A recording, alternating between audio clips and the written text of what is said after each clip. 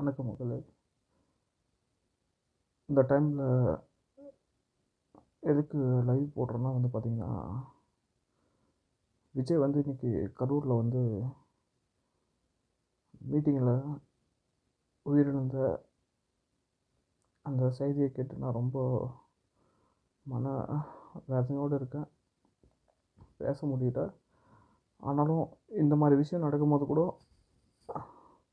தம்பி விஜய் ரசிகர்கள் தவறான செய்திகளை ஃபேஸ்புக்கில் எல்லாத்துலேயும் ஷேர் பண்ணுறாங்க.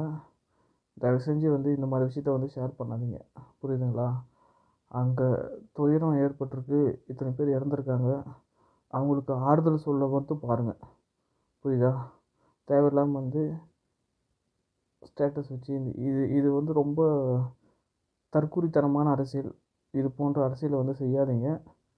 ரொம்ப கஷ்டமாக இருக்குது. விஜய் ப்ளீஸ், நீங்கள் ஒரு ஒரு ஒரு பெரிய சமுதாயத்தையே நீங்கள் அடியோடு ஒழிக்கிறீங்க. அதனால எங்களுக்கு தெரியுது.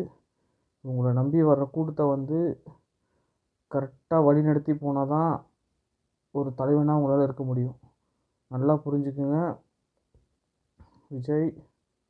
விஜய் சார், உங்களுக்கு கேட்குதா சார்? அவ்வளோ உயிர் போயிருக்கு சார். என்ன சார் பண்ணுறது? நீங்கள் பரவாயில்ல சார், வீட்டுக்கு போயிட்டீங்க, சென்னை போயிட்டீங்க. இந்த டைமு கூட வயிறு எரியுது சார் எங்களுக்கெல்லாம். ஒரு உயிரோட வேல்யூ என்னான்னு தெரியுமா?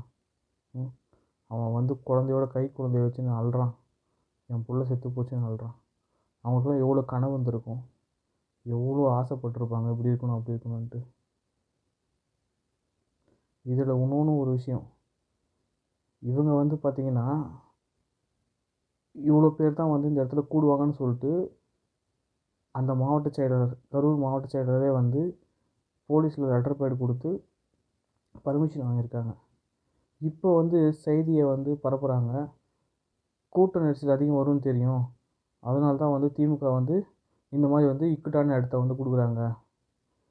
இது ரொம்ப கீழ்த்தரமான அரசியல். இந்த மாதிரி அரசியல் தயவுசெய்து செய்யாதீங்க. மக்களுக்கான அரசியல் செய்யுங்க. நல்லா ஒன்று தெரிஞ்சுங்க விஜய் சார், நல்லா புரிஞ்சுக்குங்க.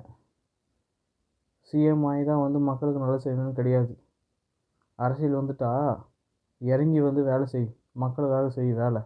உன்னை எல்லோரும் தூக்கி கொண்டாடுவாங்க. அதை விட்டுட்டு வந்தால் நான் சிஎம்மாக தான் வருவேன்னா என்ன இதெல்லாம் என்ன கதை சொல்லுங்கள் பார்க்கலாம். அந்த சத்தத்தை, அந்த ஆம்புலன்ஸோடலாம் கேட்கும்போது வயிறு பற்றிக்கிட்டு எரியுது. ஒரு மிடில் கிளாஸ் ஆளுங்களுக்கு தான் அதோட வலி என்னான்னு தெரியும், புரியுதுங்களா? அன்றாட கூலிங்க அவங்கெல்லாம். அன்றாட போய் வேலை செஞ்சு ஏதோ சமாளிச்சுட்டு ஏதோ விஜய் வரானே பார்க்கலான்றான் வந்தானுங்க.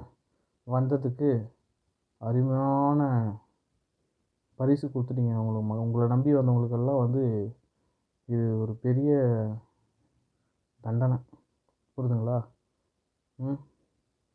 இப்போ என்ன பேச்சு பேசுகிறீங்க நீங்கள்?